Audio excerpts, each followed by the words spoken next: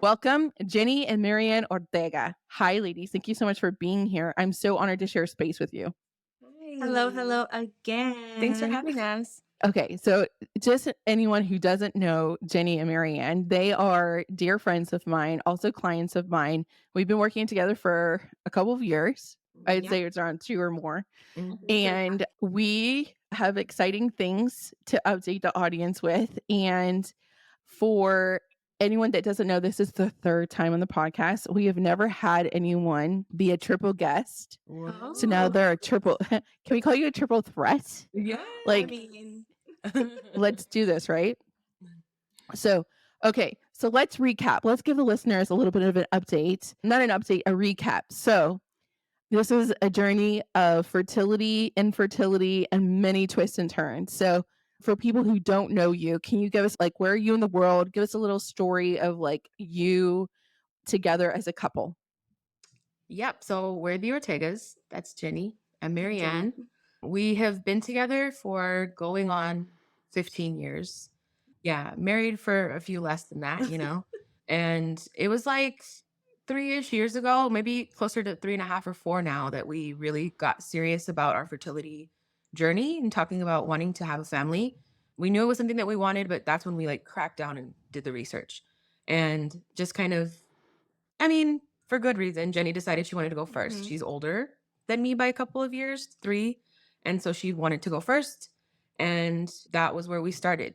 Jenny went to the doctor's appointments. We found a great, Fertility clinic yeah, here reproductive endocrinologist here. We're in from El Paso. El Paso, Texas. And it was great to find that as a lesbian couple, that we didn't have to apologize or explain too much. There was a lot of acceptance just right off the bat, which we really excited about and very grateful for. I love that Um, for you. yeah, and it's huge. Yeah. So Jenny had her piece of her journey. You want to talk about it? Yeah. So it started about 2.5 years ago, as Marianne said. Went to the doctor. Normally, periods were fine. Went in, starting the journey, found out I had stage 4 endo, which a little bump in the road. Throughout that, had a surgery. I ended up doing 6 IUIs. Went the IUI route instead of IVF just for price reasons, which can get crazy. Mhm. We ended up having a miscarriage on my last try, which was last August. And after that, it kind of just felt like we needed to go ahead and have Marianne try. It felt like a good role reversal. I felt after we obviously grieved the miscarriage, the life that we thought we'd have starting year 1 that we tried, Mhm. decided to kind of, switch the roles, see if Marianne was ready. We had a huge conversation about that. Mhm. And with that miscarriage in August, Marianne started going to the doctor January of So last year. your miscarriage was August of 2022, 2. right? So. And so Marianne Right. went to the doctor in January of 2023. Mhm. And they were happy to find that like a lot of my numbers looked good.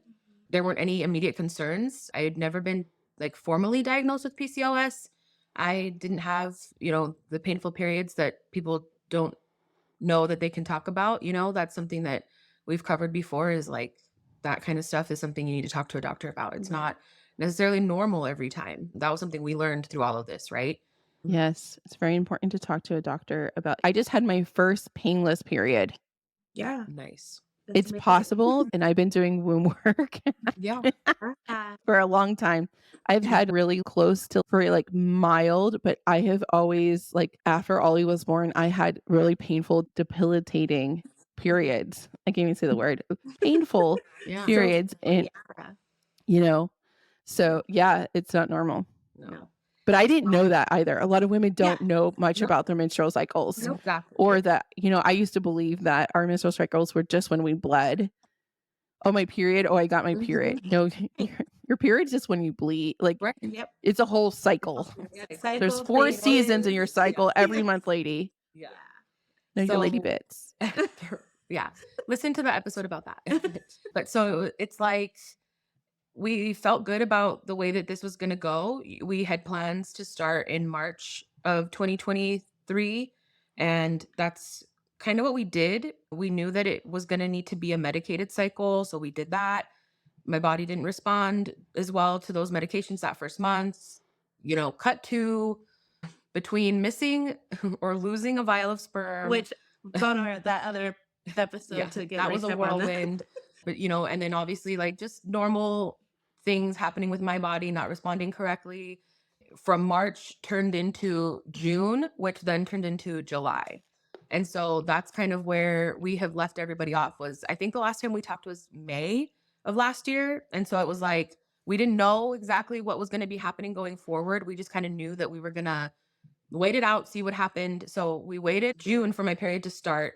It took its sweet little time and stressed me out. And then after literally having a conversation with Carolina, it was like, listen, wouldn't it be better to just talk to the doctor, get you on some meds to get your period started versus waiting and like stressing and like all of that stuff? Because we had plans in July. Yeah.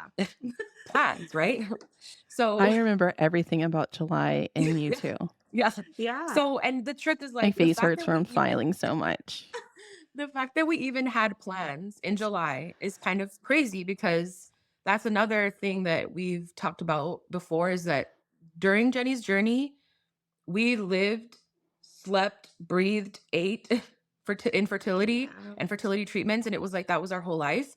And so we knew that there needed to be a shift. It was like, I think that was like one of the things we talked about is like Yeah. you needed to start living again. exactly. Yeah. And I know that's you something had that put so much on hold, and after that miscarriage, it was so hard.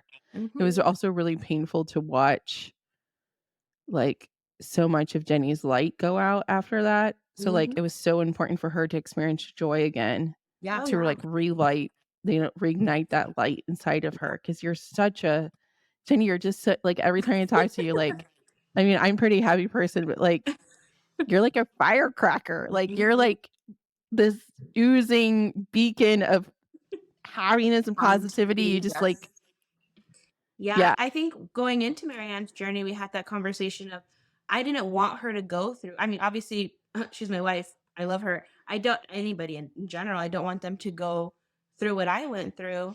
And Right. of course, not Marianne. So with that adjustment, it was like, yeah, we're not going to do what we did, the 2 years that we were trying with me. Like it has to shift. Mhm. And we have to, live life and, the baby's plans, on their way, Mhm. So we just decided that we would start meds, not have to stress about it. So I guess if you think about it, this cycle was a fully medicated cycle. Yeah. Literally medroxyprogesterone to get my period started, letrozole to stimulate the follicles, Ovidril to do the trigger of the ovulation, and then that's when the IUI happened. And that was also stressful. We talk about it on our blog. We wrote a couple of blogs about it because it was We'll link it in the show notes so everyone can binge your blog. It was like Binge the blog.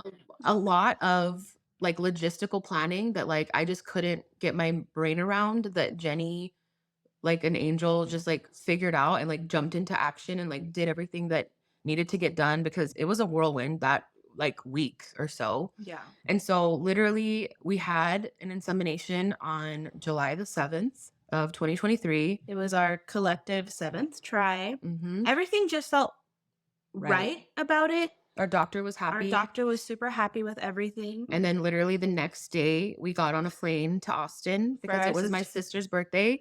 We had tickets to a concert. My sister was going to skydive. Like we literally just like up and left. What did it your doctor say about all this? Because I know, if anything, one word that describes Jenny is she's very thorough. So Mhm. like, I'm sure you did ask the doctor. What did the doctor say? Yeah, no, I mean, the doctors were like, yeah, you should be fine. You're great. And the thing is, yeah, we've been with this clinic, 2.5 years.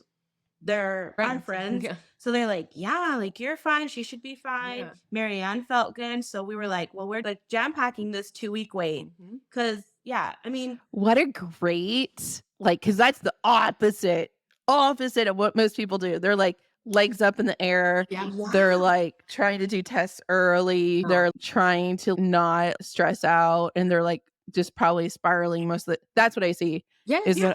that was That's what us. we've done. That's what we've done every time up to So you now. went to a concert, you went on a plane, Mhm. and your sister was skydiving. Mhm. Did you And so much skydive? fun with her? Oh, No. That was too much. Yeah. That's what I drew the line, Jenny drew Like, the I'm line all there. for it. Because I was going to Like, say, well, then we got more stories Yeah. to tell. No, that I need to didn't fill me in. happen, I've never been but skydiving. I don't think I ever will. It's not for me. no, that wasn't happening that time. But we had Look a lot how of red you fun. got. You're, I know. you're like, That no, would've been Carol, really that bad. didn't Yeah, happen. I think that I probably would have freaked out too much thinking about that. But or like, yeah, anyway. So we went to dinner and we had fun and we, The whole 2 weeks. yeah. Came back. We had, I think, a musical. Yeah, Like, tickets to a musical and like dinners out and like we just did what felt good to us. We literally just lived our best life those 2 weeks. And I think that's where the biggest difference came for us was obviously living our life, doing what felt right, doing what felt fun and good and everything. But like if I'm being really honest, I kind of looked at this IUI and it's so funny to even say this now. Well, okay. I guess we'll just like spill the beans. Like which it's already out yeah, there. it's but- already out there. But for the podcast listeners that don't know, we are pregnant now. We are 7 What? months. What? Sugar. I didn't know this. I'm lying. I did. I did. I knew since July. Yes. Yeah. I remember the With- moment I was like on a trip Yeah. Mhm. going to see a friend, and I was trying to make my way to the rental car, and it was having a heck of a time. I was like, I can't really answer right now. And my husband was like losing it in the nicest, polite way. But it was really a successful time managing going through the Atlanta airport with a hungry child and an overheated husband and trying to find this damn van. And I was like, I can't really talk at the moment. Yeah. Can you text? And then you texted me a picture. And I was like, I was driving at that point because Ryan was like, I'm done. And I was like, oh my God, pull over. I got to pull over. Couldn't. It's like, they're pregnant. I almost peed myself. So yeah, that was the shock of a lifetime. But give us more of the deets. Well, this took a turn, didn't it? Okay, so you did the trip. Did you get to test at home? Did you pee on a stick at home? So we had kind of figured that we didn't want to test too early. Like we've done that Okay. before, and that's stressful. And I also gave Marianne the option because, like, she let me lead the way through all of mine. So she was on board with whatever I wanted to do. So I was like, listen, you want to test early? You want to wait till blood draw? Like, I'm on board with whatever you wanted. And so it just kind of worked out that I had a day off from work on what was day 12. And so we like thought, okay, good or bad news, I'll be at home, and then if it's bad news, it's like we're still not completely out. Like first try, the odds are abysmal. Like truly they Yeah. are. Like especially with IUI, with frozen sperm, everything, even with the medication, even It's with like the fact that it was 20%. monitored, it's tiny Yeah. in reality. And so I truly believe that like this worked because we also, at least for me, I also just kind of felt like this is the one that we have to do to get to the one that'll work. Like this is the first Wow, let's step. pause that for a second. I'm making a mark. You said that your mindset was this is the one that we have to do to get to the one that does work. Yeah. I've never heard such a powerful statement when it comes to like cycles of fertility treatments, IUI or IVF, or a take on that before. But that is like so powerful, so fresh, like that nobody's ever said that before. We were outwardly positive with Yeah. each other. and we obviously spoke positivity to it. We manifested it. We really hoped when, Yeah. all of that. But Listen to all your recordings. yeah, and, we you know, did everything. the Reiki and we're cautiously hopeful enough. But if I'm really honest, like I just was thinking there's no way the first one will take. This will get us to the second one that might, and then possibly the third one that like the odds are definitely better. Like IUI has like a compounding way of having better odds as you go. So that's kind of what we were hoping for. That's Yeah. kind of what I thought. I thought, okay, at least by the second or third, our odds will be so much better and we'll be in a much better place. Like, that's just it. Like, we'll get it then. So, literally, I remember like it was yesterday, and like we woke up early because, first morning pee, that's what they tell you. And so we woke up early and peed in a cup, pulled out 4 or 5 different little stick tests, just different brands because, we've You want to make sure accumulated they're them. from different batches. That's just like, Oh. yeah, like Yeah. from as a So former what- manufacturing person, I did the same thing for Ryan. I was like, go to the store now. Yeah.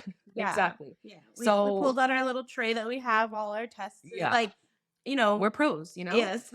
And then we set the timer, and I remember Jenny Okay. laid back down, so I laid with her, and I started crying because I think in that moment is when I was like, it's not going to work. Like, I wasn't negative. And I think I literally said that, I don't know how many times. I'm like, I'm not being negative.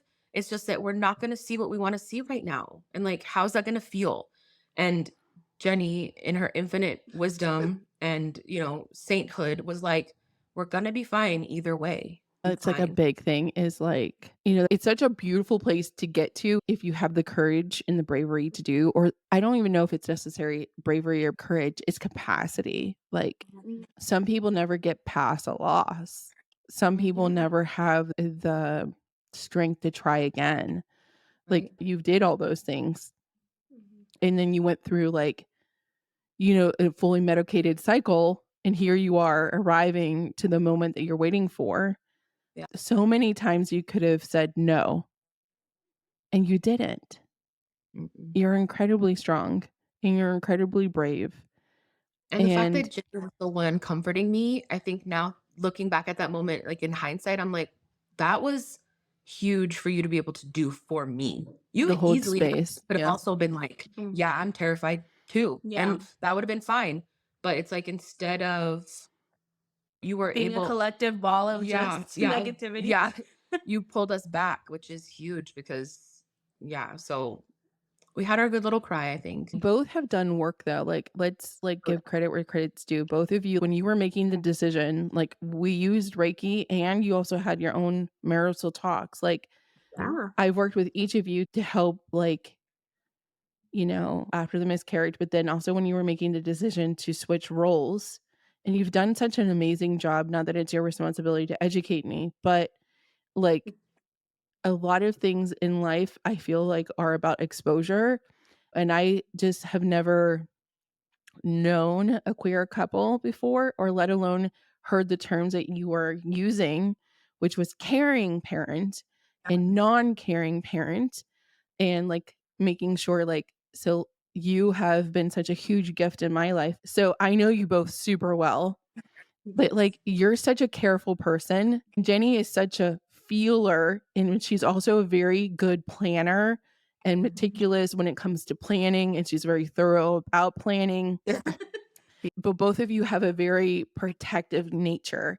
Both of you are givers, but Jenny is able to receive a little bit more, and you had to work on that when you switch roles.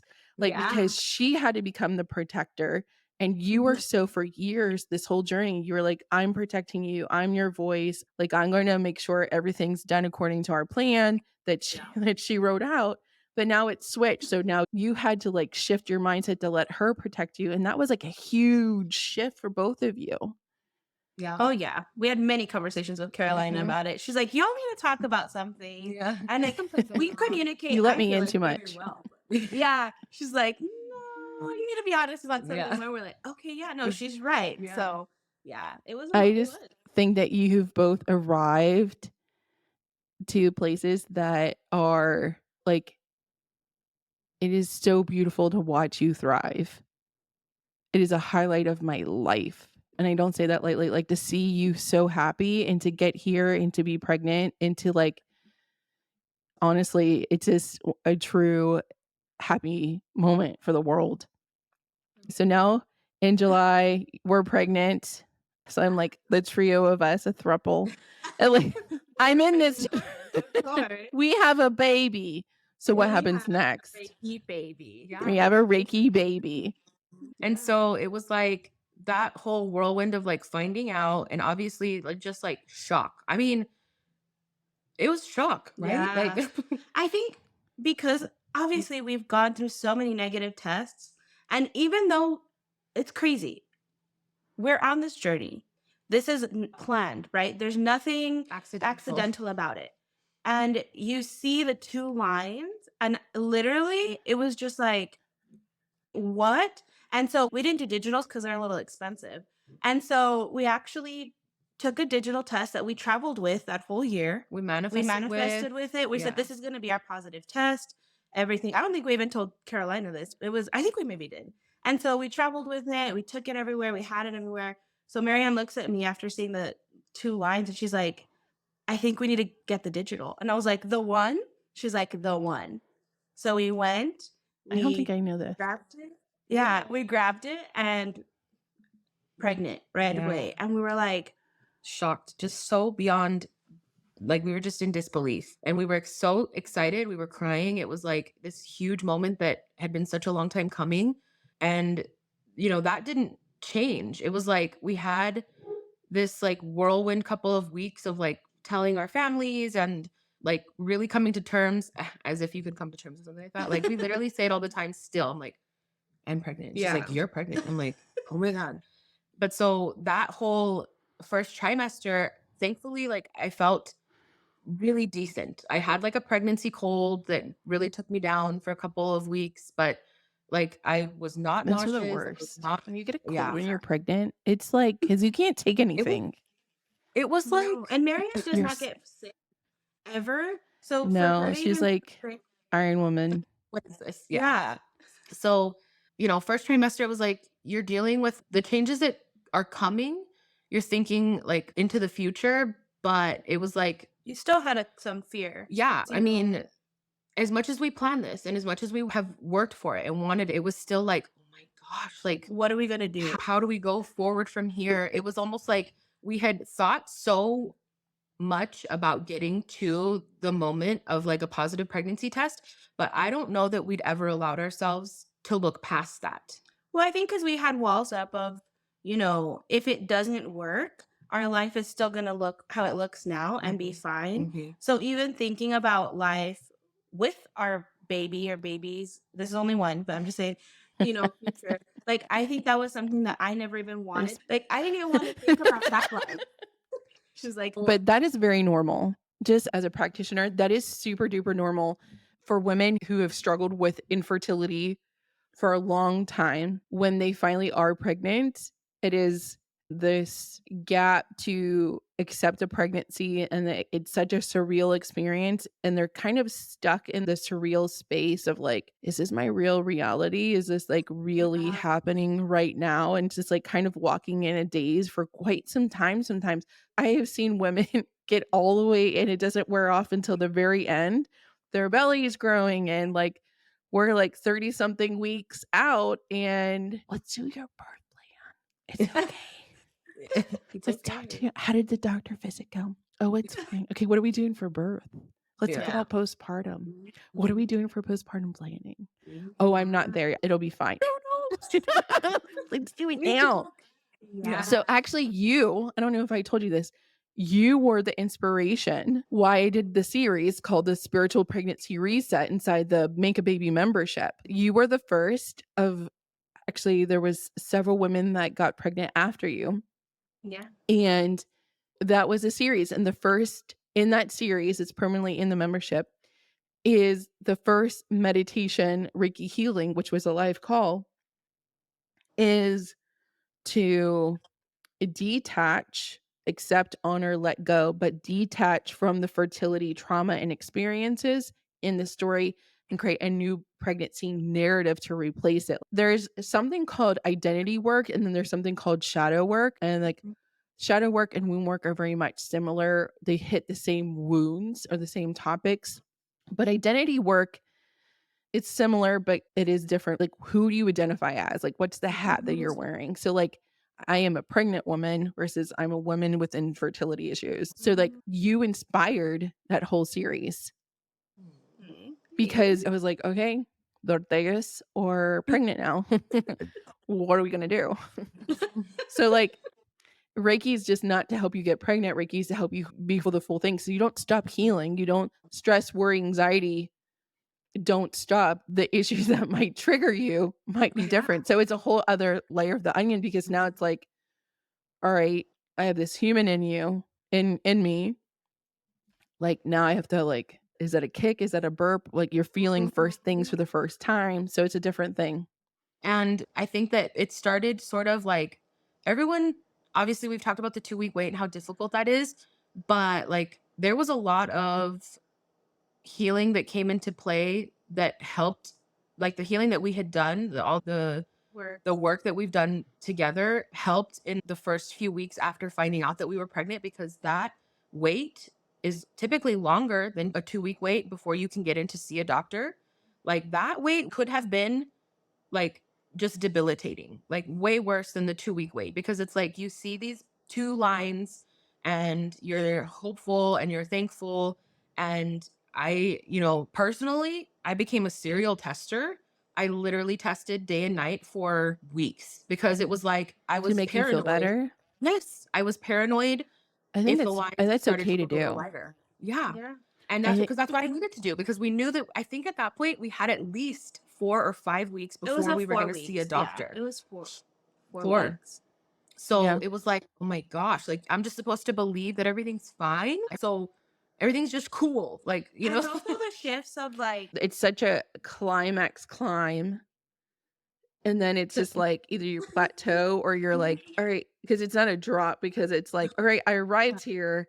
And then it's Oh, wow. anticlimactic. You're like, oh, I found this in life just like as a pearl of wisdom that nobody asked for, is that I have found in life that like nobody talks about what it's like to achieve all the things that you want.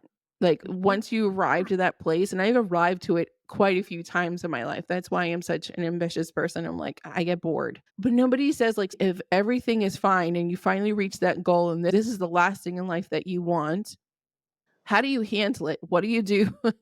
So what do you do? Yeah. Binge flicks Seinfeld? Like I don't like binge Netflix. Like what do you do? And then I think there's also like depending on what side of TikTok you're on, I'm all about, especially if you're first trimester and if you are working through things, if you do find one thing and it's not harming anyone, do it. And I think that there's like controversy of like, oh, you shouldn't do things compulsively or do something too much in repetition. Fuck that. So like I think that you testing and you getting that validation and making you feel good, 100% do it. Yeah. So if you're listening and you are in between the 2-week wait and your first doctor visit, if it makes you feel better to take a test, take the test. I have told women to get the Doppler. Like if you feel good, talk about it with your doctor. And if, like always consult your doctor. But like if you've suffered infertility trauma and if you've suffered losses and failed cycles, it's a lot different when you suffer failed cycles. I think because there's so much that goes into it, get the Doppler. If it's going to provide you comfort and ease your stress in your pregnancy to know that Nugget is okay. I called Ollie Tiny. Like whatever your pet name is. I knew a couple that called their baby Chicken Pea the whole pregnancy. Whatever name you give them. Yeah. Ours is Swimmy, but Swimmy. Swimmy. Ours was Swimmy. Yeah, Like the keep book. on swimming. Yeah. I think that needs to be heard. It is okay to find something that brings you comfort while you're in this awful waiting period. After the 2-week wait, that was hard enough. But now you're like, oh, I'm pregnant. What the fuck do I do? And see, we were lucky because we are with a fertility clinic that it was just 4 weeks out. Yeah. Like if we had been, And didn't you they know, move the let's- appointment? they didn't Yes, hit it was supposed to be 3, and then it ended up being 4 4 weeks. So I that's remember we America. messaged. I mean, I felt good about it because, well, okay, we inseminated on 7/7, and then our first appointment after that first initial move of the date was scheduled for 8/8, which I was like, okay, that's cool. So that made me feel a little bit better. But like, I just think about like the women who are going to like normal OB offices, they're not even going to see you until you're closer to like 10 weeks projected or like 11 weeks projected, which is crazy. But also, I think with the journey that we've had, you hear so many stories, and it's so hard to detach yourself from somebody else's story. So you hear all the negative, all the positive, but majority because we're on, trying to conceive, we see all the negative. It's probably like 80% negative, 20%, the Happy success. outcomes, Yeah. And so when you know so much, it's like Marianne wouldn't feel, one symptom and she's like, okay, I need to test 3 times today. Yeah. And so it's hard to enjoy it and be Present. when you Right. just know too much. And Yeah. Marianne would be like, I wish I didn't know so much. Yeah. I wish that, I mean, Right. obviously, I mean, we can't wish away the No. 2.5 years that we tried, but it's like during all that time, we learned and accumulated so much information that it's like there was anything. I was like, oh my God, does my shoulder hurt? Because Yeah. that could mean it's ectopic. oh my God, are my symptoms dwindling? The lines. It's true. If you have shoulder pain, something about that is linked to ectopic pregnancy. So I mean, there was like one day in there where I was like, no, it's bad. Like it just, any little thing, your brain is just like playing so many games on like tricks on you. And You had such a unique perspective and lens, Marianne, because you watched Jenny go through it for such a long time. A lot of like hetero couples, it's like a first time without knowledge. So like now it's you were the non-caring parent and now you're the caring parent. So you're like, it's the first time for physically feeling and going through it, but you're also like this walking encyclopedia now. So it's such a unique experience. And I also It's think the vulnerability that she had of like yeah, being able to be honest about it, because at some point there was a conversation we super. had where she was like, listen, like I feel this way. And I'm like, you can feel things and still be thankful that we're pregnant and not make it seem like you're hurting my feelings that you're pregnant. Like I'm in this with you. we had a lot of conversations Yeah, like I'm that in in the this with beginning. you, and you're pregnant.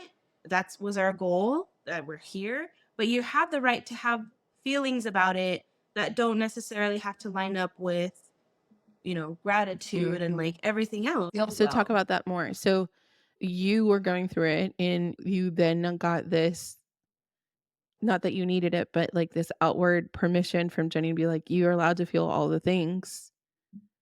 Yeah, because So it's like what if I happened didn't next? feel well, not that I definitely wasn't hiding it, or like if I felt weird, or like maybe not necessarily a new symptom, but just like the tiredness that comes along that first trimester, like all the normal things. That It's exhaustion like is like, it's unlike anything. If you've it never is. been pregnant, it's a different tired that is unexplainable.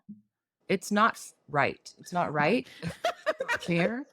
Because it's like you're already dealing with all of the other things, all the emotional side of things, and then you like also can't stay awake. Like you can't stay awake. Like So many great reels are going to be made from this. so it was like I didn't know that I needed Jenny to say something, but it's like I did. I needed Jenny to like be like, it's cool if you're like not happy 100% of the time. Like it's cool if you're feeling something and you need to talk about it or cry about it or complain about it. Like you're allowed, all these things can exist at the same time, And that was the biggest, well, that was a huge thing for me early on. And then it's obviously like continued, is that permission to allow myself to express how I feel about this pregnancy without it feeling like I'm like bad mouthing something that you worked so hard towards, or like without it feeling like I'm ungrateful for something that we worked so hard to get to, that you physically worked so hard to get to. Like there was a permission given of like, that's okay. You can have those feelings and it doesn't make me think that you're ungrateful about this. It doesn't make me feel less than. Like Jenny was big about explaining that to me. And that was a big shift because like as we went forward with the pregnancy, it was like, we're going to the doctors and they're happy with what they see. And obviously it's funny, the doctors themselves are also cautiously optimistic those first couple of appointments, first two or three, you know, they're not walking in the room like screaming and like, you're pregnant. Like They were excited for us. Our they clinic are. was excited, but it's just like, yeah, let's see what we Let's see see what we this see. time. Yeah. Let's see what we find. Like, Yeah. because, as someone who has seen some of the more like negative side of how trying to conceive goes, like, that at any point something can change, especially early on like that. Like you can have a great first ultrasound and by the second things can change. So we were grateful. I was grateful for the cautious optimism. Like while they were still very excited for us. And then it's like we've seen our doctor and our clinic of doctors kind of like change, right? Like they've evolved. It went from like, well, let's see what we see, to way more positive attitudes when they walk in. And like obviously they can see the growing belly and they're like, wow, everything looks great. Like Yeah. it's been such a huge shift, which was really cool to finally experience, because also while you're trying to conceive, they're also cautiously optimistic for you. And our doctors have always been kind of like by the book. Like she's no muss, no fuss. Like she's not going to sugarcoat things, which I think is you appreciate appreciated. that. Yeah, it's appreciated in Look the at that, trying to conceive Jinx. moments. Yeah.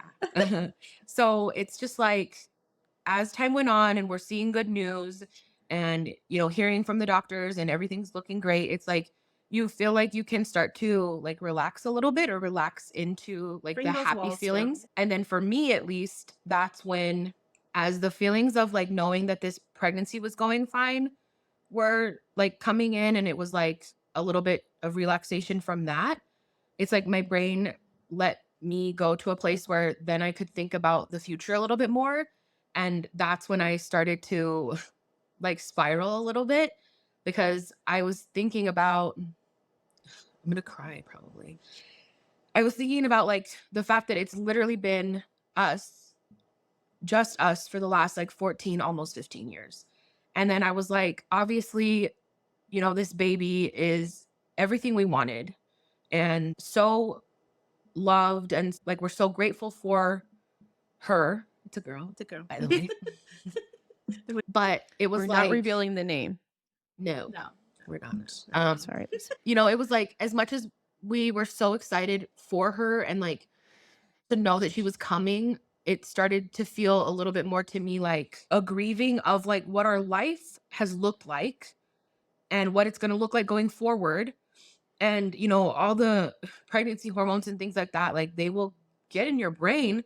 And I'm saying things that like I would never say out loud. It's almost even like shameful to admit, but it's like, what's going to happen if or when you love this baby more than you've loved me before? Because I know that's real life. Like you love your kids in a different way. And I know that. And I know that's what's happening. But my little hormone filled brain is like, you can't have that. You know what I mean? And so for me, once that we got to that period where we could finally say like, look, this pregnancy is going well. And it might have probably been like second trimester. Yeah. It's like, we made it through the first trimester. Doctor's happy with everything. Baby's looking Baby's good. looking good. We're good. Okay, now let's spiral about what the future's going to look like. Because as Carolina knows, that's me. I'm the girl who thinks too far ahead. And so then I start thinking about like when she's here, obviously she's going to be everything that we wanted, but like our life is going to look different. And I'm no good with change. Another thing Carolina knows about me. So, it was like, then letting myself think about what the changes were going to look like, it started to really feel sad. Like maybe not more than happy, but it was very like 50-50 for me for a little while. And I feel like it's not something that people talk about a whole lot. And it's something that like, it even feels like shameful to say out loud, because how can you question or how can you worry about what this tiny little human is going to like do to your life or to your marriage, like in any kind of negative way? Like we'd only ever thought about how she was going to impact our lives for the positive. And it was like, my brain was just like going haywire. You know what I mean? Thank you for sharing that. That is like so vulnerable. And I think that it's very brave and strong of you to share that. And it's a very honest actually take on it. But and some people don't ever get to like have that awareness even ahead of time until like so that you actually can have these talks so you can actually, address those feelings. As a mom of a 7-year-old, I think the number one thing that, not that you're asking for my advice or comfort in this moment, because you've already dealt with this, but one thing that I really admire about you too is that you've done such a great job baby proofing your marriage.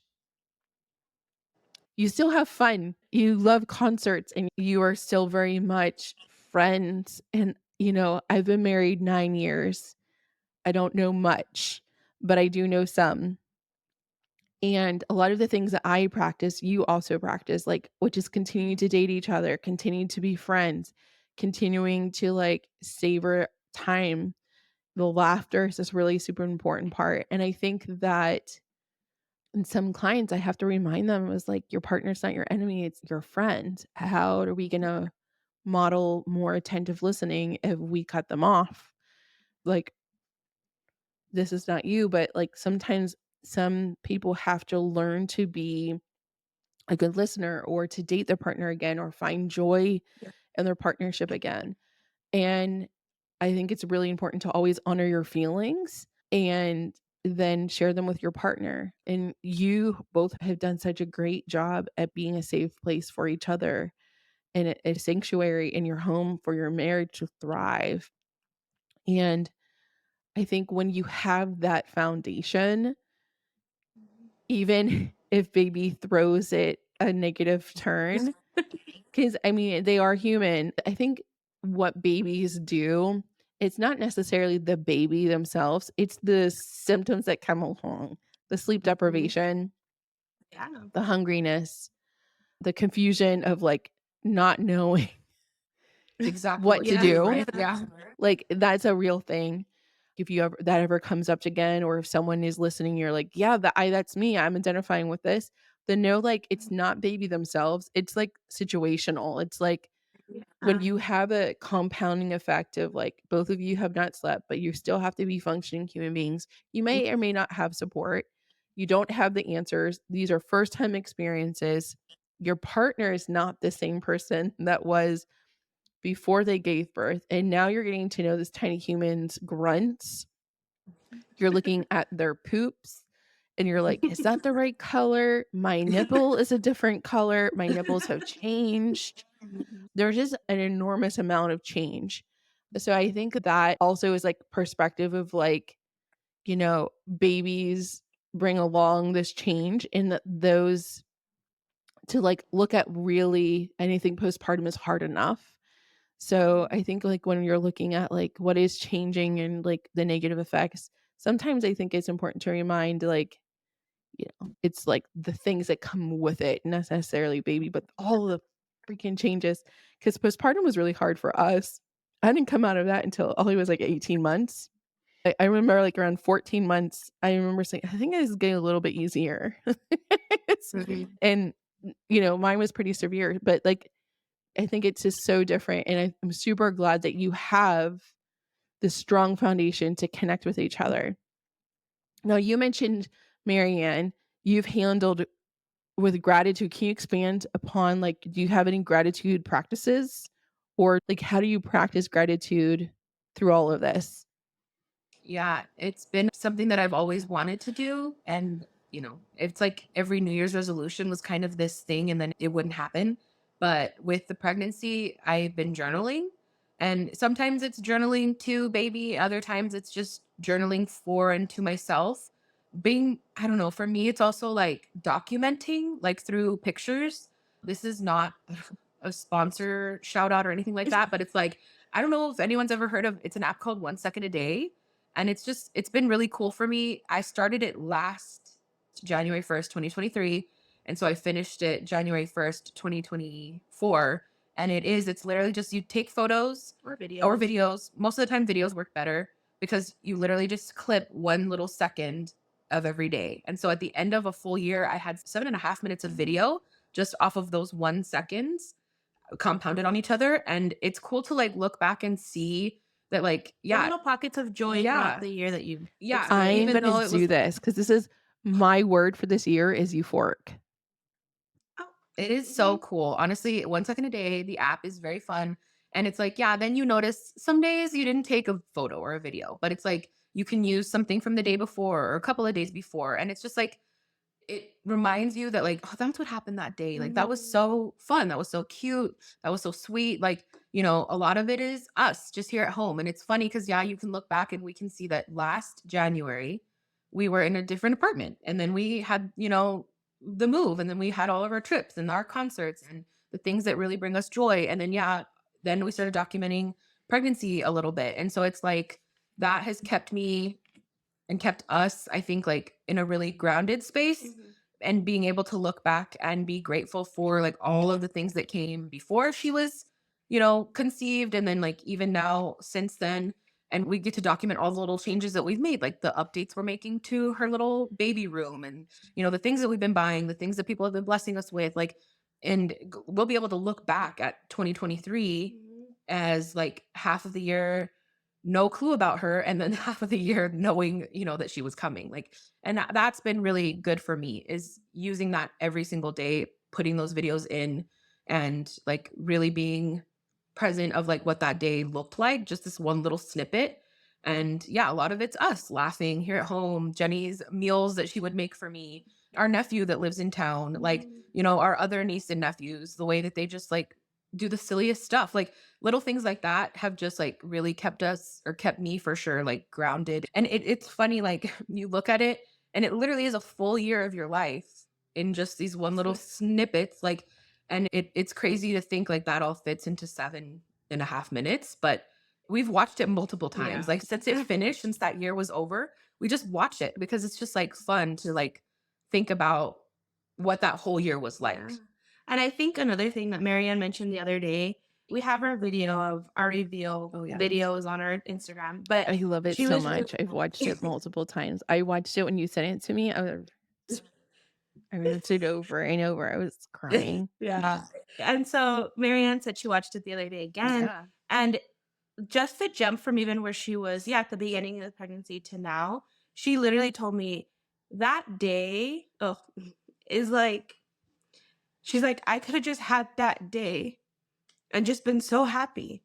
Like that moment, regardless of what the pregnancy would have looked like, but the fact that we got to that day And got to have that and together. got to have that day, she's like, that's all I needed.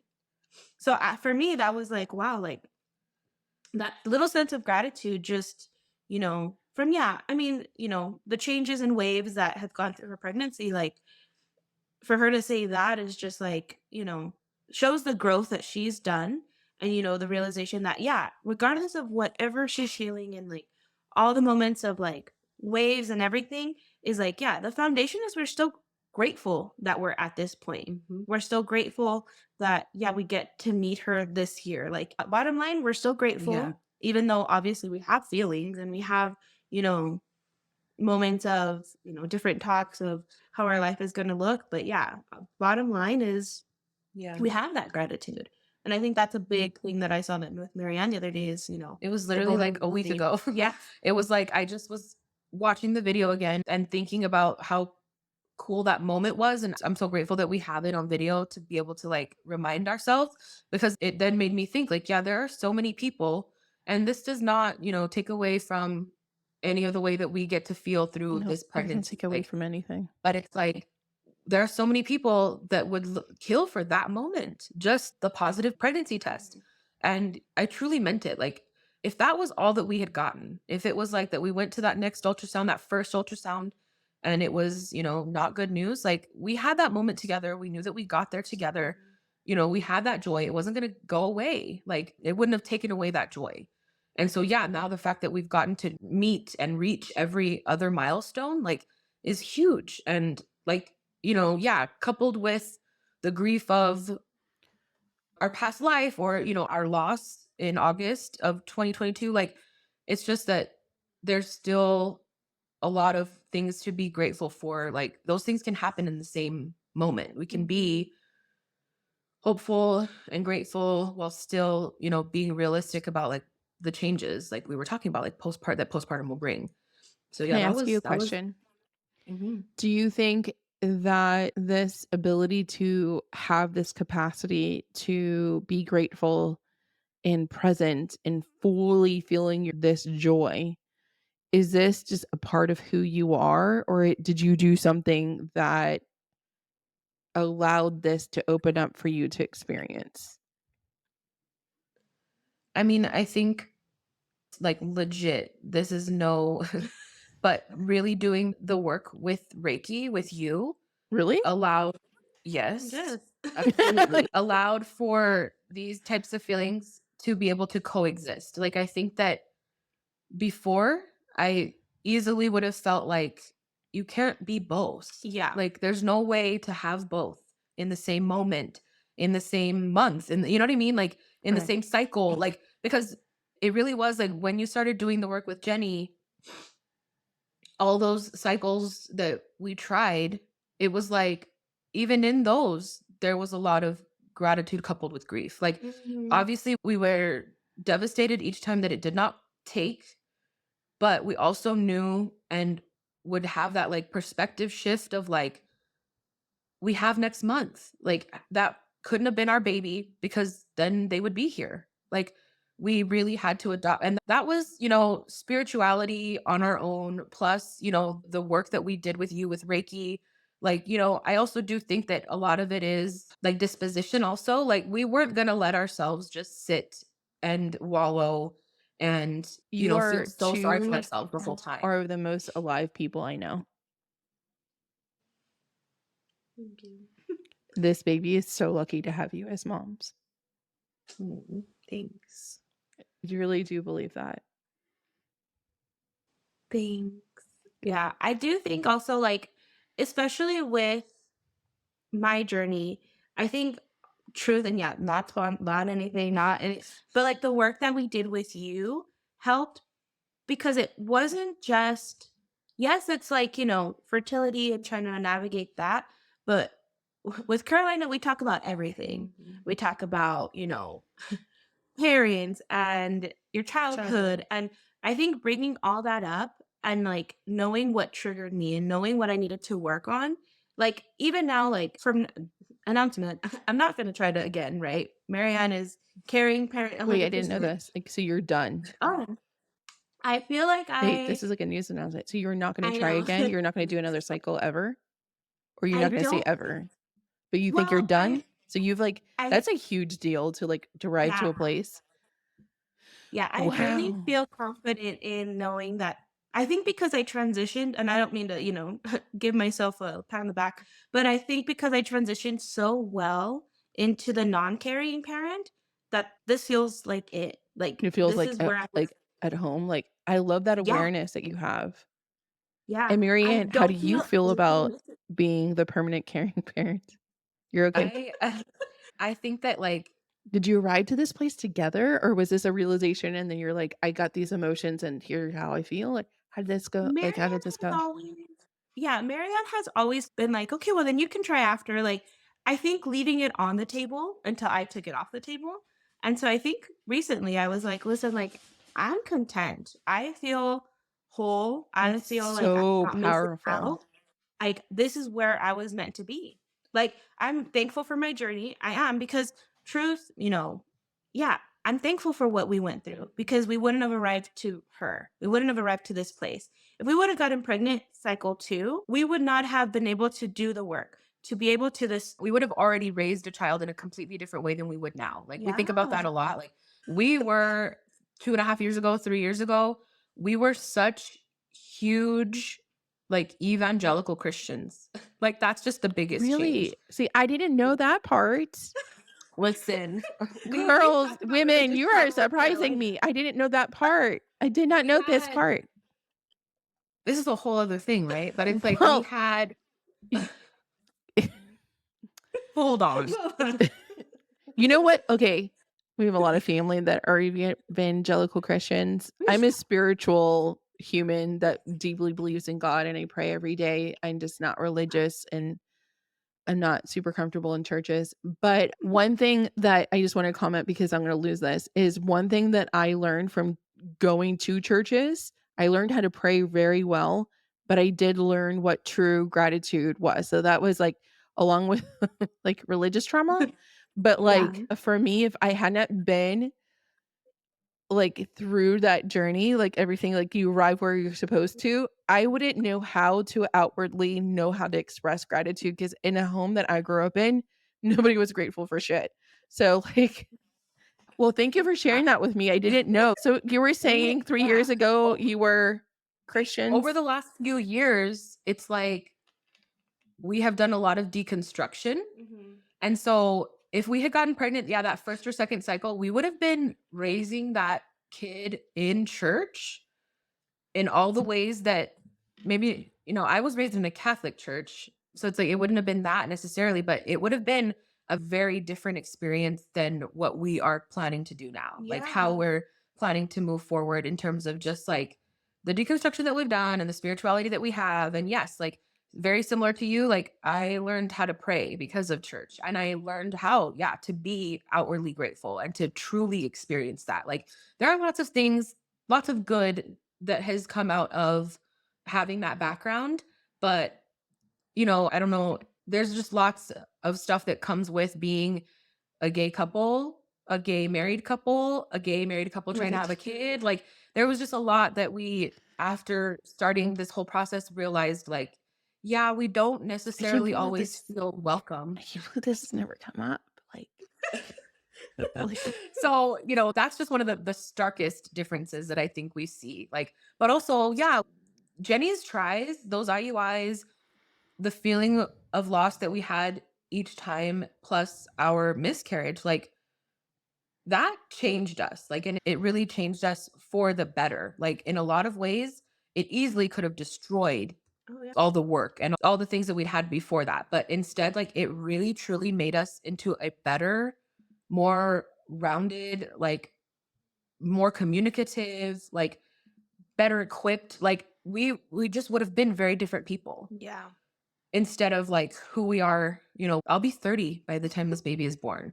And that just seems like such a huge jump, like from like 27-ish to 30. Like I forgot it's how crazy. young you are.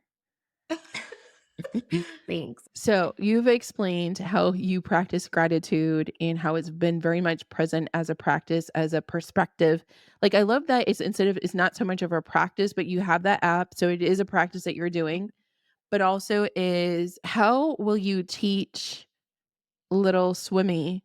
Like what are some like gratitude things that you think that you could do with this baby? I would like to know is like how are you planning to teach your baby like these things with the perspective of gratitude and things like that? Do you have any plans or is that something that's on your list of like things you're going to be teaching? Is that like important for your overall household or your family values? For Oh, sure. yes. I think that like, because we'll be raising her in a way that to me is honestly a little bit scary. We talk about this a little bit. Is like, I don't know how to raise, or because of the way that I was raised, like to be raised without like church or without like prayer in that sense. Mm. So that's something that we've talked about a lot, is like the spirituality that we have adopted together was something that we're going to instill in her. And I do think that like, yeah, it's a lot of the stuff also that we've learned from you. Like you've already told us that this girl is going to need to be grounded on a regular basis. I don't mean Not grounded, like, oh, you're in trouble grounded. not like you're in trouble grounded, but like she'll need to ground herself, like, with the earth, and like allow herself to feel that way. Like you've already told us that. And that's a huge thing. It's a lot. For anyone It's that helpful. doesn't know what they're talking about is so in our Reiki sessions, I have the gift of being able to connect with babies before they're born. And we're able, and I've always been right when the babies are exactly as they are inside their wombs, they are on earth side. So their personalities can be revealed. They can share messages. We can see what they're going to be really great at. We call those super chakras. And then like what are they going to need consistently like support in? And those are like tend to be their weaknesses. Like everyone has strengths and weaknesses. You have like tendencies that you need to give yourself support in. For me, it's being grounded. So for anyone that's like needs context. But you know what is also a great way of grounding that a parenting coach once told me for children? I had to learn this and I did not know this, but it does start in the womb and then it goes afterwards, is children mirror your emotional state. So there's something about emotional co-regulation. So the word like co-dash regulation. And it's like, so they are co-regulating with you, but they are feeding off of your energy. So I did not know this until probably 6 months ago. Like, so when I'm ragey or if I'm mad and I need a moment, Ollie matches my energy. So like if I don't pause and we're gonna go at it, the kid is not my husband. The kid matches me full on 2 bowls, like because I'm a Taurus. He's not a Taurus, but he has Taurus energy. Yeah. So if I'm unregulated, he's going to be unregulated. So she told me, the parenting coach says, you will learn like what their love languages are. That's like a real thing for us. Ollie requires a lot of physical touch.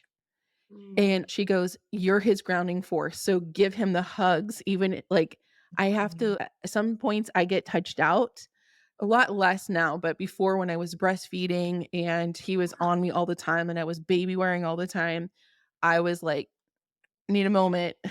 Yeah. So, but like that was one thing that I didn't realize until recently. So add that to your toolbox is like when you're doing skin to skin and when you are baby wearing and when you are feeding and you are holding baby, that's a way that you can ground her, just in case you didn't know. Like outwardly, I didn't know that you could ground your children by being a calm force.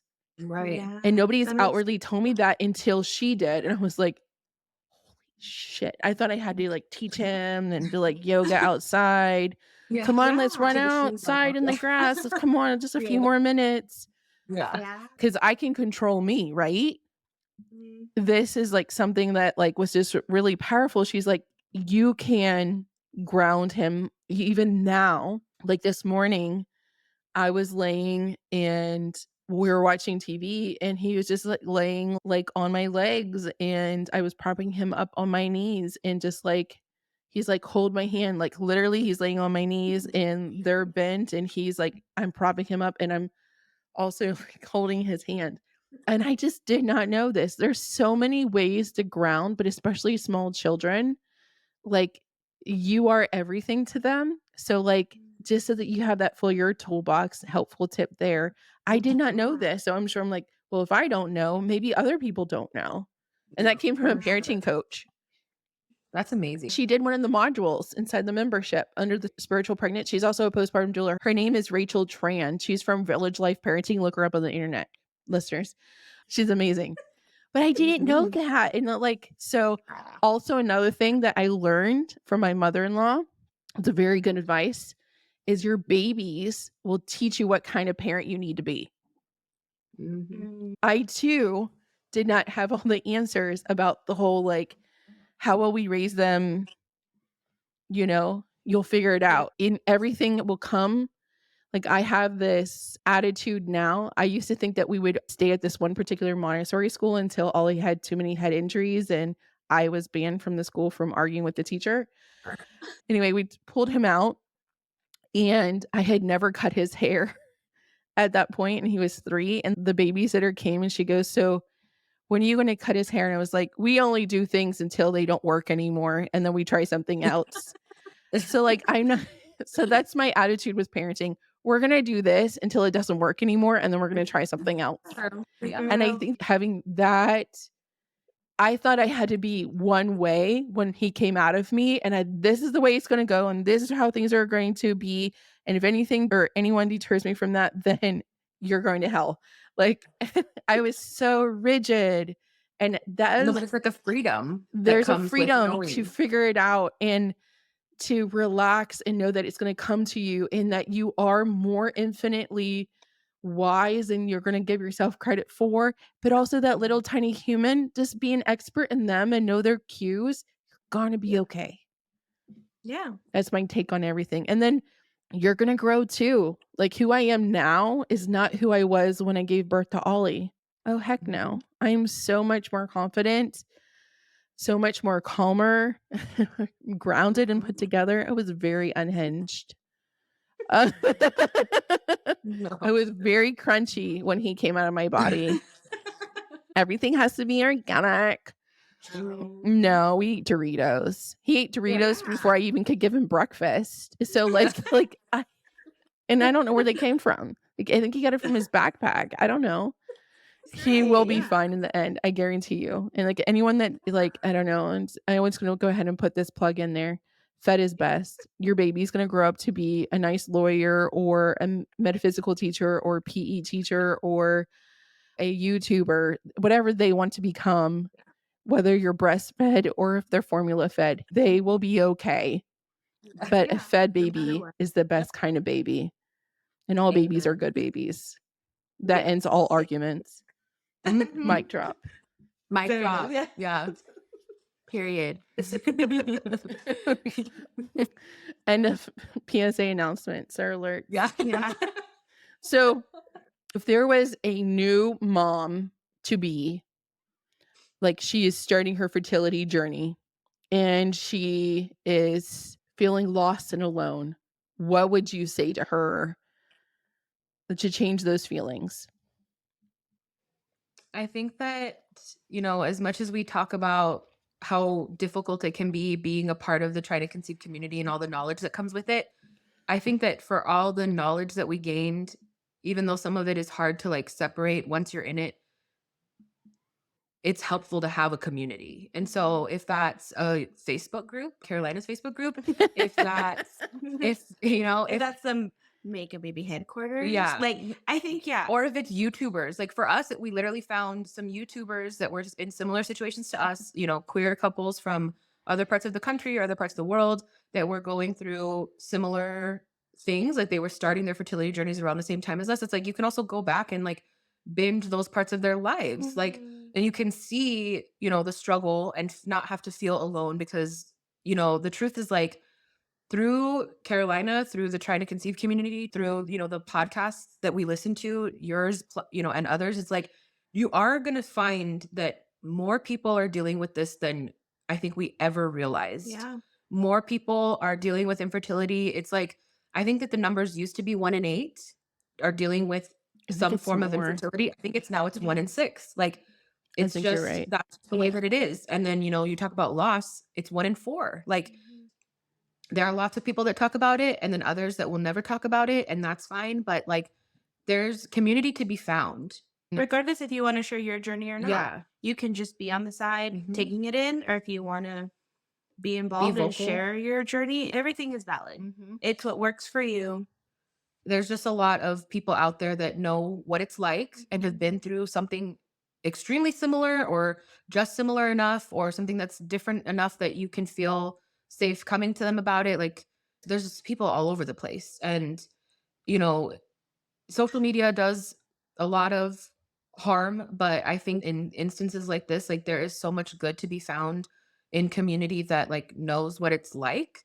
And that was a huge thing for us. It was like, yeah, finding the other women who were looking to heal spiritually, like through the different groups with Carolina, like, but also through Instagram or through Facebook. Like, even now, like, as people that are expecting a baby, like, there are Facebook groups where all of us are pregnant and due in March.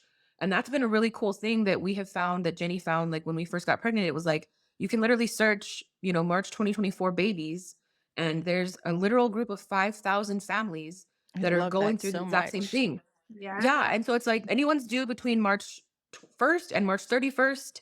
Like, they're all varying degrees of pregnant. And so either they're about to go through what you've already gone through, Mhm. or, there's some people there that you can look towards to say, okay, they're 30 weeks, 32 weeks, 34 weeks, like where are they at? Like, it's really been very cool. And so, it's like we never allowed ourselves to feel alone. I think Yeah. because also we're so open from the beginning with our families and open with, our small little social media following. Like, the blogging was a huge thing for us and is honestly still like a gratitude practice. That's one thing that I just remembered. It's like, yeah, that allows us to talk through the things that we've already been through. It gives us a second chance to process how we might have felt about a situation.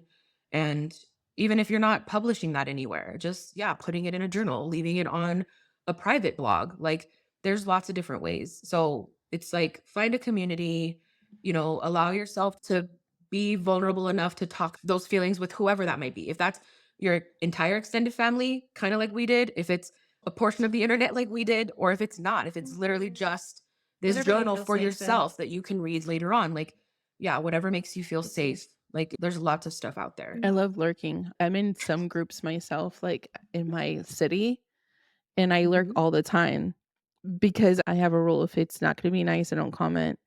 I don't need to, like, sometimes I start to type and I stop it. But there's so much information in Facebook groups or whatever groups that you're in. You can gain a lot of insight from reading somebody else's post. When I was pregnant, I did not necessarily know all what I was feeling. And sometimes I would post stuff or I would read what I was feeling. Someone else was posting the question I had. I'd be like, oh, Mhm. that's round ligament pain. That's not me dying. Yeah, I'm not crazy. Yeah. Yeah, like, oh no, I'm gonna be okay. Okay, oh, that's exactly what Mhm. it is. And then, yeah, totally. I am just so in awe of both of you as humans and how far you've come and celebrating your pregnancy. It is truly one of my greatest honors to have served you on your journey, and I'm so grateful for you. And I would like to add that this baby was conceived after both of you went through what used to be called the Next Level Fertility Program.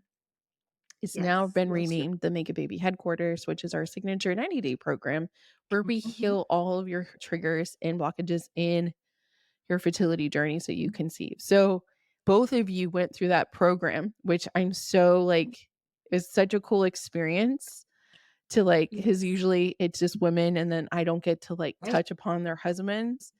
But like both of you went through it and then you got pregnant. I have never not done a coaching program where someone didn't get pregnant. So out of the 4 women, you were the success story from that round. We did it in March and we finished at like right at Memorial Day. I think we started in March. Yeah. Yeah, and we finished right It around was Memorial Day, huge. and then you conceived in July. Mhm.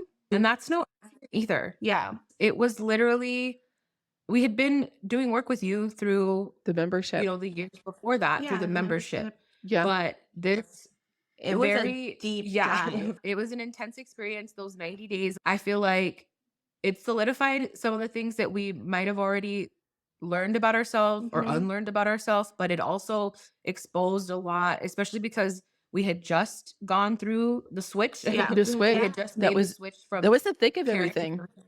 Yeah, Mhm. exactly. It was the And thick and it of really everything. forced us. Yeah, It forced forced us us to to do a have the lot of conversations. with each other, but also like within ourselves, like the work that we needed to Mhm. do in order to get our Reiki baby. Mhm. Like, so if yes, do it. Yeah. It's Make a baby And both of headquarters, you y'all. learned to do Reiki. Yes. yes. So how do you think learning Reiki has served you on your journey? Absolutely. I think that's kind of what brought Marianne peace a lot is, and especially in the beginning. Like Carolina would be like, listen to this module, listen to Mhm. this, and we would. And we would And do Reiki on yourself. Don't, continue to do Reiki on yourself, continue to ground. Like there was all those reminders, all the things that we'd learned that really made a huge difference once we were in the thick of that first trimester. Mhm. And like, yeah, all the feelings that came after that, it's like, it could have derailed everything. Like, Mhm. but because we had done the work and because we had learned from you, like it didn't have to do that. Like, yeah, we experienced it. We still felt it. Oh my gosh. Reiki's You know not what we the haven't talked about yet? And we'll have to do that Mm. privately is like, is Jenny could give you Reiki while you're delivering. I totally forgot Yeah, about that. we've thought about that Mhm. too. But yes. No, I totally forgot about that. No, like you're the first couple that would be, I know moms have given Reiki to themselves, Yeah. but like as like partners, like you're both attuned. That'll be a first where the partner can give Reiki to you because not only are you giving Reiki to Marianne, you'd be giving, because when you give it to Marianne, you give it to baby. Right. Ugh. That's gonna Those be so much. chills. The chills. Great. Yeah, I got an invitation from one of the local hospitals that they're looking for Reiki practitioners to provide Reiki to hospice patients. Oh. And so I know that Reiki is becoming more mainstream in like hospitals and things like that. So I think it's becoming more common for Reiki to be in hospitals. And I know some doulas, if you use a doula, like a birth doula or a birth worker, some of them are Reiki attuned. Some of them. There's a few, but not a lot. But okay, ladies, it's been an honor. Can you tell everyone where they can find your blog and where they can follow you on the internet? Yeah, we're at the Ortegas on Instagram. It's the_Ortegas. And that's where you'll find links to all of our everything. blogs and the I'll whole also link it backlog in the of show notes. Thank you. But yeah, that's where you'll find us. Our Instagram and our blog and our TikTok even. all linked on It's our all Instagram. linked. Great. And perhaps maybe in the future you'll start your own podcast. I mean, You never know what's going to never happen. know. You let me Never know. know. I'll be a guest on your podcast. Oh my Well, gosh. first guest there it is. First So guest thank you so much, booked. Caroline. Look at us. Okay, Thank you ladies, so it's much for been a having true us. honor and thank you. Until friends, let the Reiki flow.